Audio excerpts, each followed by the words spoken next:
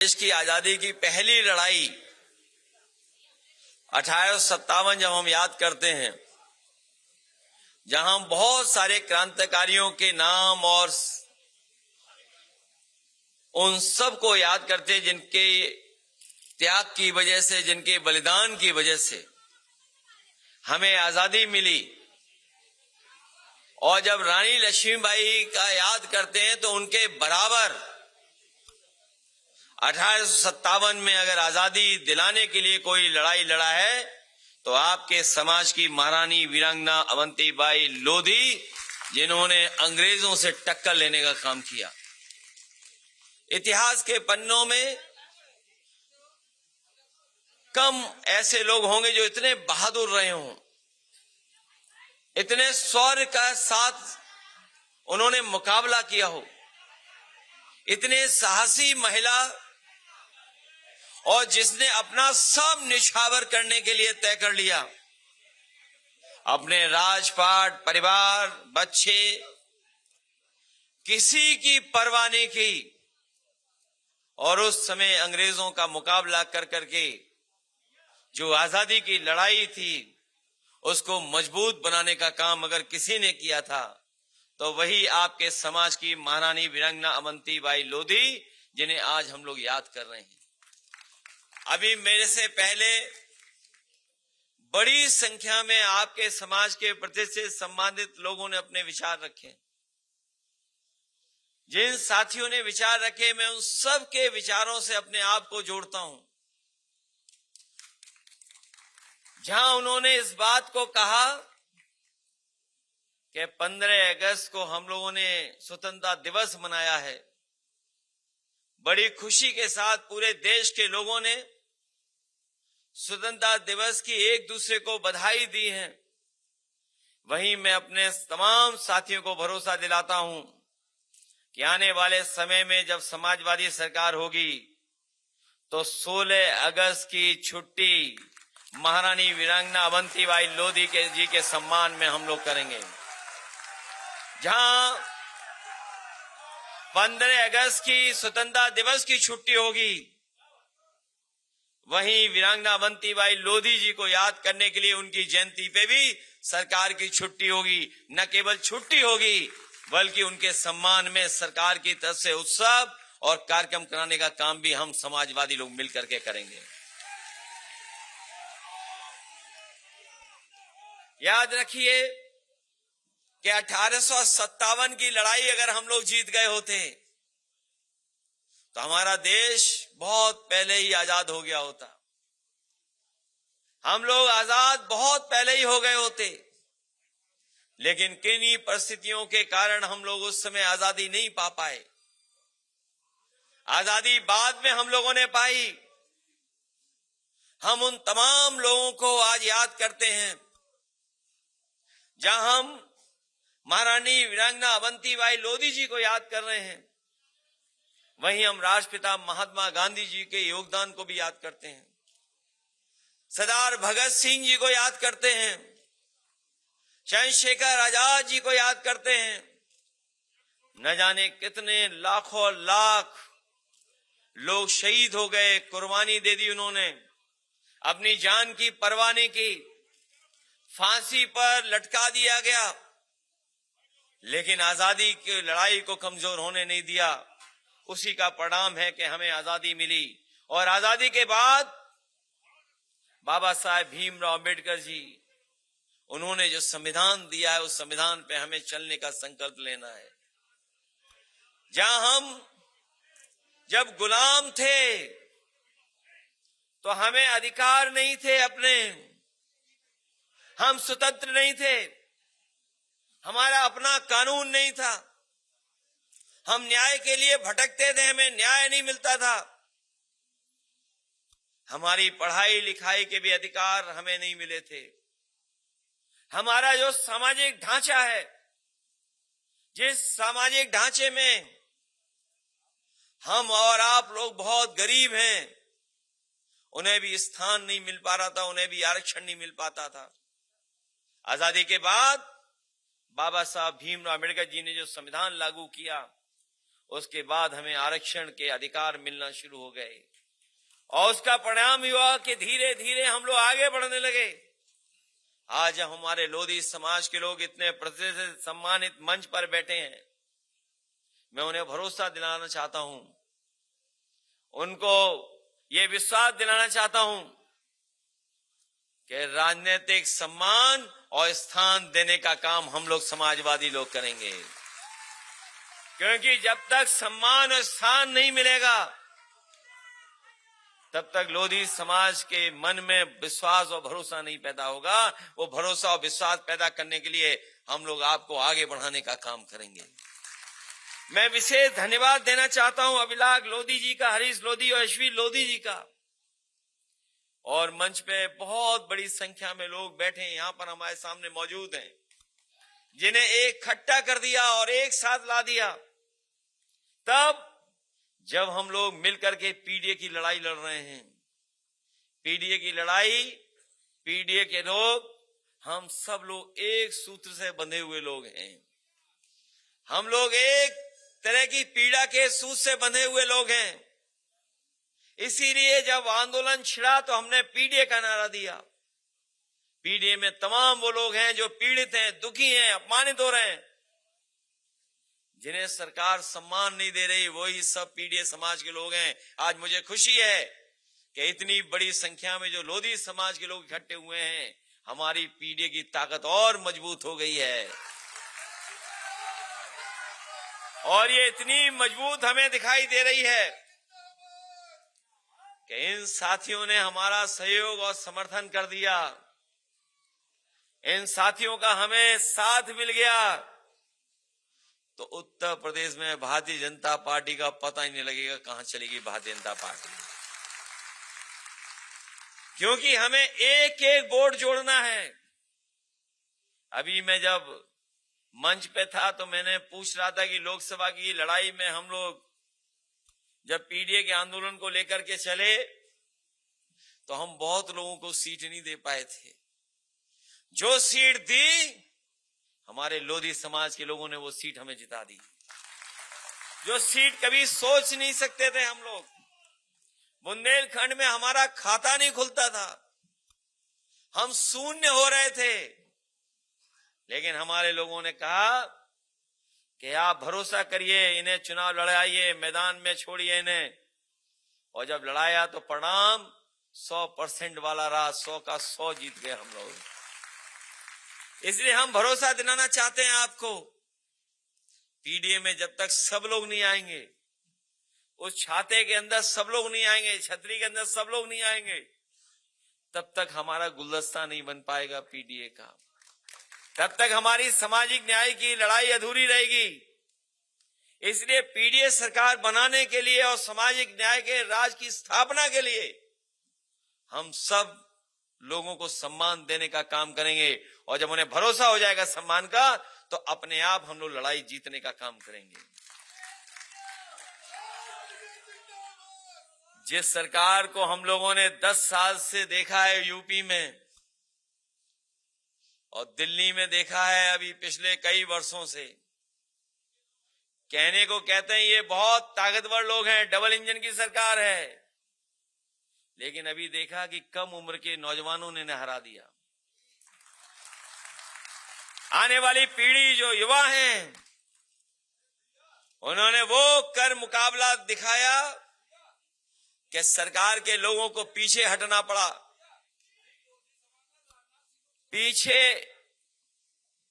पीछे हटना पड़ा सरकार को, और पीछे हट करके सरकार को स्वीकार करना पड़ा। और एक पार्टी अचानक बनी। देखिए क्या जमाना आ गया है, नई परिवर्तन है, नई चीजें हैं। हमारा समाज ट्रांसपेरेंट हो गया है, चीजें, जानकारी जमीन तक पहुंच रही हैं। इस समय पर कोई भी बात नहीं छिपा सकता है। और जिस समय कोर्ट की तरफ से टिप्पणी हुई, एक पार्टी का गठन हो गया। उस पार्टी का नाम था कॉकरोच जनता पार्टी।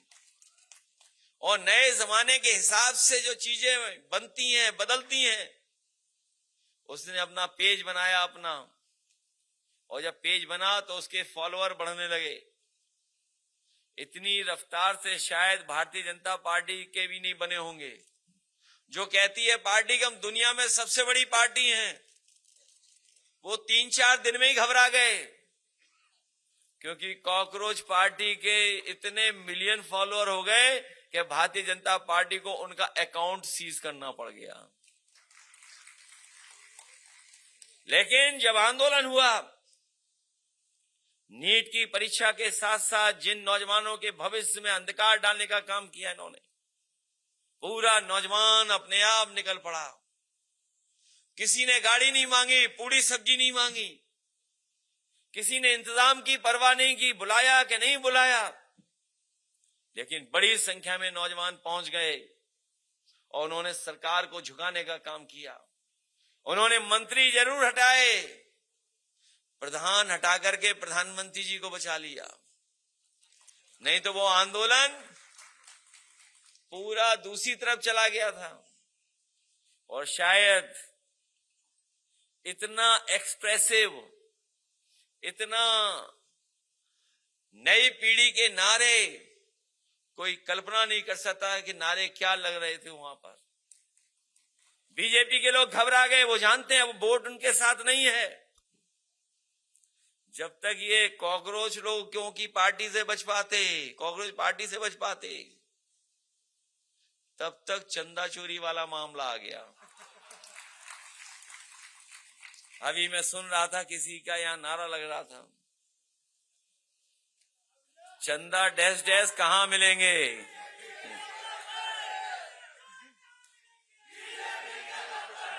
और चंदा वाले वहीं मिलेंगे और चढ़ावा वाले कहां मिलेंगे। कोई कल्पना कर सकता है? सोचो आप कि जो लोग अपने आप को कहते थे हम राम राज लाएंगे, उन्होंने राम धन को भी लूट लिया। बताओ, राम धन को लूट लिया। और किन्हें पकड़ा उन्होंने? छोटे लोगों को पकड़ा, जो छोटे कर्मचारी हैं। और अपनी बदनामी बचाने के लिए क्या करने लगे कि भाई उसमें एक यादव है, उसी ने जानकारी दी होगी। सोचो कितने जातिवादी लोग हैं भारतीय जनता पार्टी के लोग। ये दुनिया में नहीं होता है ऐसा कि अपने धार्मिक स्थानों से कोई चोरी कर ले। अगर आपने देखा होगा, अगर मंदिर के बाहर भिखारी भी बैठा है जिसके पास पैसा नहीं होता, वो भी कभी जाकर के मंदिर में चोरी नहीं करता है। जो भिखारी मंदिर के सामने बैठता है वो कभी भी चोरी नहीं करता है मंदिर में जाकर के। वो इंतजार करता है कि कोई उसे दे देगा, सम्मान कर देगा उसका। पाप का पैसा तो भिखारी भी नहीं लेते हैं, सोचिए आप। इधर तो क्या क्या हुआ है, सब तस्वीर सामने आ गई है। और केवल यही नहीं, ये कितने बड़े मिलावटी हैं सोचिए।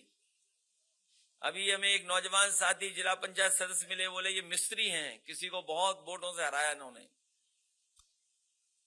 हमने पूछा ये बताओ मोटरसाइकिल में क्या खराब हो जाता है जब E20 मिला देते हो? तुम सुना है पेट्रोल में भी मिलावट चल रही है बड़े पैमाने पर। कितनी मिलावट कर रहे हैं सोचो, पेट्रोल में मिलावट।